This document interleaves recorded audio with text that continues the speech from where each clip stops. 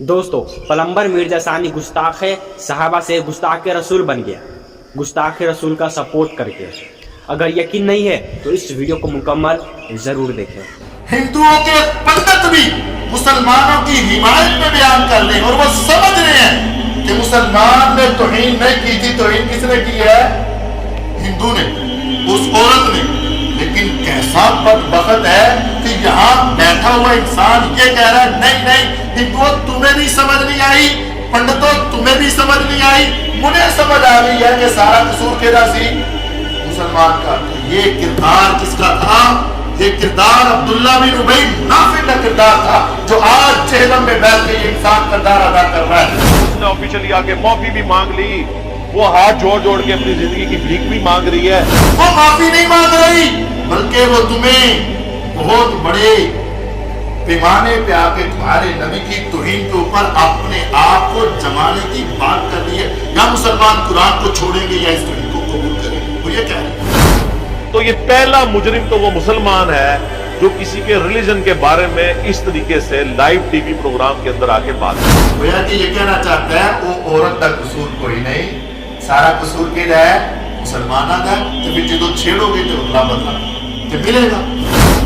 دنیا کے مسلمان نپور شرما کے خلاف کرتے رہے پردرشن، ادھر پاکستانی مولوی بولے نپور نے سچ بولا، پاکستان نے رچی تھی سازش، اب مولانا نے کھول دی پول، مولوی کی بات سن بوکھلا گیا ہے پاکستان۔ یہ تمہارا اپنا ہی مولوی ہے، یہ تمہارا یہ ہے، یہ مولوی ہے ہی نہیں، یہ عالم ہے ہی نہیں، یہ عبداللہ بن ابی کا کردار ادا کرنے والا ہے۔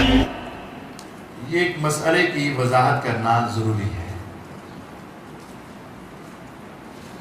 جیسا کہ آپ اکثر سنتے ہیں، ہم آپ کی رہنمائی بھی کرتے ہیں کہ جہنم میں ایک شخص بیٹھا ہے جو ہمیشہ عبداللہ بن ابی کا کردار آج بھی ادا کر رہا ہے۔ اسلام کا لبادہ اوڑھ کر اہل اسلام، اہل پاکستان اور نبی ذیشان علیہ السلام سے غداری کر رہا ہے، اور یہ حقیقت ہے، آپ اس کو بڑا مت سمجھیں۔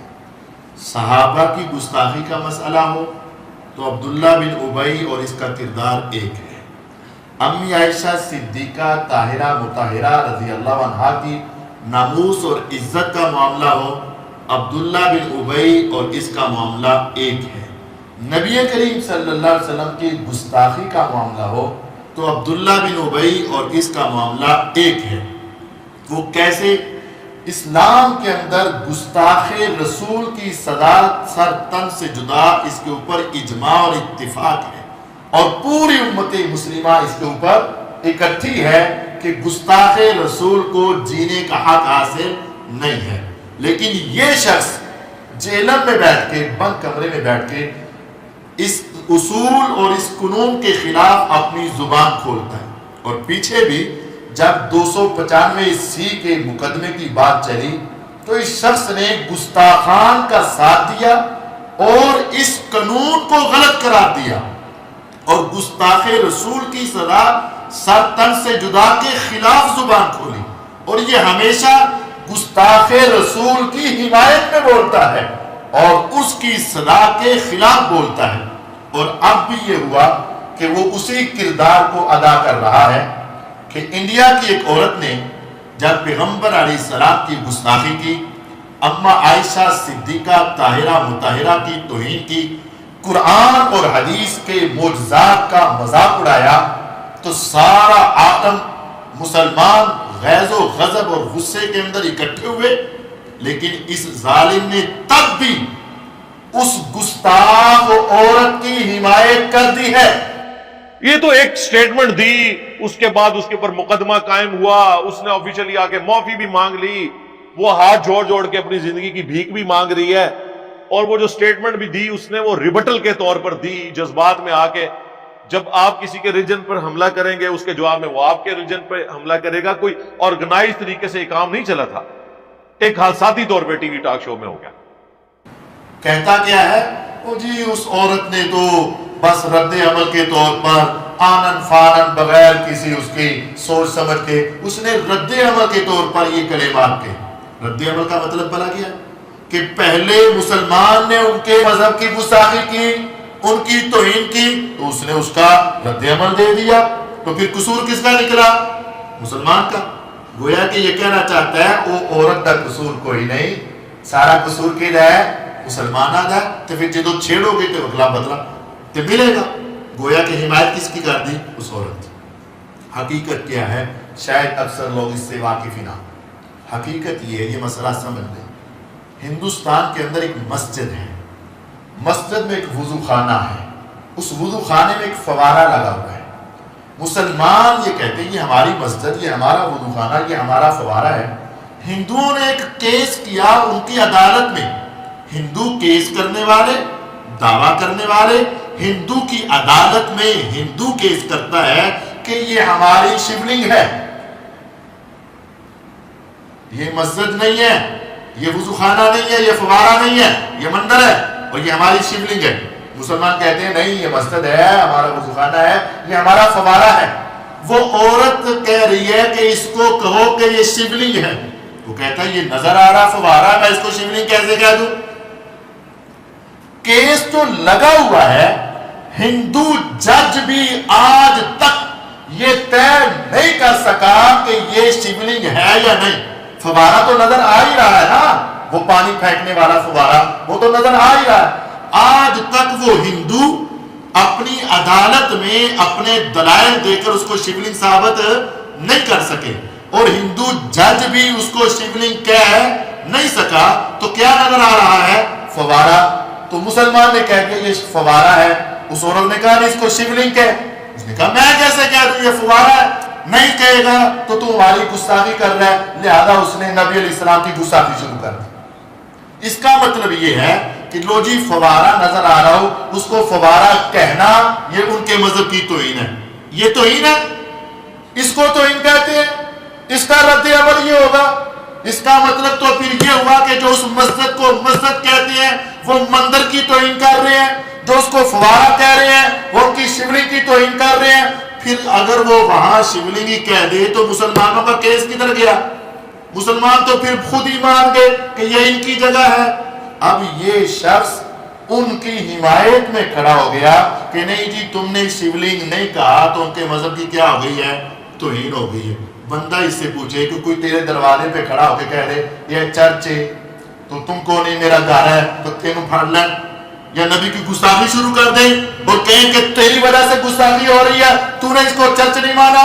کوئی تیرے دروازے پہ کھڑا ہو کے یہ گرجا ہے، تو کہے نہیں میرا گھر ہے، اور وہ پیغمبر کی گستاخی شروع کر دے، تم کو ٹھیک ہے میری وجہ سے گستاخی ہوئی ہے؟ کیا یہ عقل میں آنے والی چیز ہے؟ اور غور کیجئے انڈیا کے، ہندوستان کے ہندو بھی مسلمانوں کی حمایت میں کھڑے ہیں، احتجاج کر رہے ہیں۔ جے پی نڈا استعفے کے ساتھ ایک پتر لکھے دیش کے پردھان منتری کو، بہت بڑا ایشو ہے، مسلمانی کی ایشو ہے، اسلامک ایشو ہے۔ اس کے بعد وہ پتر ایکسپٹ کرے اور جا کے ودیش منترالیہ دوارا جے ڈوبال کے دوارا وہاں پہنچائے کہ اس پارٹی نے معافی مانگی کہ آگے سے ایسے پروفیٹ محمد کے خلاف کچھ ہم نہیں بولیں گے، اور کوئی بھی، اور جتنے لوگوں کا نام آیا ہے ان کو کبھی نہ ٹکٹ دیا جائے نہ پد دیا جائے اور ان کو جیل میں ڈالا جائے۔ ہندوؤں کے پنڈت بھی مسلمانوں کی حمایت میں بیان کر رہے ہیں، اور وہ سمجھ رہے ہیں کہ مسلمان نے توہین نہیں کی تھی، توہین کس نے کی ہے؟ ہندو نے، اس عورت نے۔ لیکن کیسا بدبخت ہے کہ یہاں بیٹھا ہوا انسان یہ کہہ رہا ہے نہیں نہیں ہندوؤں تمہیں بھی سمجھ نہیں آئی، پنڈتوں تمہیں بھی سمجھ نہیں آئی، مجھے سمجھ آ گئی ہے کہ سارا قصور کیدا سی مسلمان کا۔ تو یہ کردار کس کا تھا؟ یہ کردار عبداللہ بن ابی منافق کا کردار تھا، جو آج جہنم میں بیٹھ کے یہ انسان کردار ادا کر رہا ہے۔ کیا وہ ہندو اپنے مذہب کے غدار ہیں، ان کو سمجھ نہیں آئی؟ کیا وہ پنڈت اپنے مذہب کے غدار ہیں، ان کو سمجھ نہیں آئی؟ اگر مسلمان نے ان کے شیولنگ کی توہین کی ہوتی تو پنڈت مسلمانوں کے ساتھ کھڑے نہ ہوتے، وہ ہندو مسلمانوں کے ساتھ مل کے احتجاج نہ کرتے، وہ ان کے ساتھ مل کے احتجاج کر رہے ہیں۔ کیا وہ اپنے مذہب کے غدار ہیں؟ نہیں، وہ اپنے مذہب کے تو وفادار ہیں، لیکن ان میں عقل اور انصاف کی تھوڑی سی چیز موجود ہے، وہ انصاف کے دامن کو تھامے ہوئے ہیں۔ لیکن یہ بدبخت کہہ رہا ہے کہ نہیں اے سارا کام مسلمانوں دی وجہ تو ہے۔ پھر وہ کہہ رہا ہے کہ لو جی وہ تو ہاتھ جوڑ کے معافی مانگ رہی ہے، جان کی امان چاہ رہی ہے, وہ تو بیچاری اپنی جان بچانا چاہ رہی ہے, تو یہ سارے مسلمان اس کے خلاف کھڑے, یہ پھر اس کی حمایت میں بول رہے ہیں, پھر اس کی حمایت میں. یہ سارا آپ اس کا سن سکتے ہیں, میں نے بھی سنا. اب وہ کیا معافی مانگ رہی, پتہ ہے کیا معافی مانگ رہی؟ اس نے کہا ہے کہ اگر یہ معراج کا واقعہ, براق کا واقعہ, اما عائشہ کی شادی کا واقعہ اگر تمہاری کتابوں میں نہ لکھا ہوا تو میں معافی مانگوں گی. جو لکھا ہے وہ میں نے بولا ہے, اور اگر وہ کہیں غلط ہے تو میں, آپ کو آپتی جنک لگتا ہے تو پھر وہ تو میں کہوں گی کہ میں نے تو نہیں لکھا اور میں نے اپنے من سے بھی نہیں بنایا. اگر میں غلط ہوں تو میں انوائٹ کرتی ہوں کسی سینئر اسلامک کلرک کو, آئیں اور بتائیں کہ میرے تتھے بیکار ہیں, میرے تتھے ٹھیک نہیں ہیں, تو میں اپنے بیان کو واپس بھی لوں گی. اب بتاؤ تمہاری کتابوں میں لکھا ہوا ہے کہ نہیں, تمہارے قرآن میں لکھا ہوا ہے کہ نہیں, تمہاری صحیح بخاری میں لکھا ہوا ہے کہ نہیں, تو کیا وہ معافی مانگ رہی ہے, یا قرآن کا انکار کرو گے یا حدیثوں کا انکار کرو گے؟ وہ معافی نہیں مانگ رہی, بلکہ وہ تمہیں بہت بڑے پیمانے پہ آ کے تمہارے نبی کی توہین کے اوپر اپنے آپ کو جمانے کی بات کر رہی ہے. یا مسلمان قرآن کو چھوڑیں گے یا اس توہین کو قبول کریں گے, وہ یہ کہہ رہی. پھر اس ظالم کی بدبختی کا عالم یہ ہے کہ جب بھی بولتا ہے اہل اسلام کے خلاف بولتا ہے, اور اس کی زبان کبھی ہندوؤں اور کبھی نبی کے دشمنوں اور صحابہ کے دشمنوں کے خلاف نہیں کھلتی ہے. آپ دیکھ لیں, سعودی عرب نے سب سے پہلے اس کے خلاف اٹیک کیا اور اس سے اپنے سفارتی تعلقات دوسرے معاملات کے اندر ذرا سختی دکھائی, تو یہ بول پڑا. سعودی عرب جو کر رہا ہے نا, یہ سیاسی طور پہ کر رہا ہے, اس کو ایسا نہیں کرنا چاہیے. گویا کہ اگر کوئی پیغمبر کی گستاخی کا نوٹس لے تو اس ظالم کی زبان ان کے خلاف کھلتی ہے اور کہتا ہے سیاسی طور پہ لگے ہوئے نے. تو جو ساتھ سرحد والا ایران اسی ہندوستان کے ساتھ محبت کی پینگیں ڈالے اور اپنے مزید تجارتی تعلقات بڑھانے کے لیے اپنے وفد بھیجنے کی تیاری کر رہا ہو, تو یہ مرزا ان کے خلاف نہیں بولتا. ایران کا کوئی بیان نہیں آیا کہ اس نے گستاخی کی, اس سے معافی منگوائی جائے, ایسے کلمات واپس لیے جائے, کوئی بیان نہیں آیا. تو مرزا بھی نہیں بولا. کیوں؟ ڈور ہی ان کے ہاتھ میں ہے, آتا ہی ادھر سے پیغام ہے اور یہ کام جاری ہے.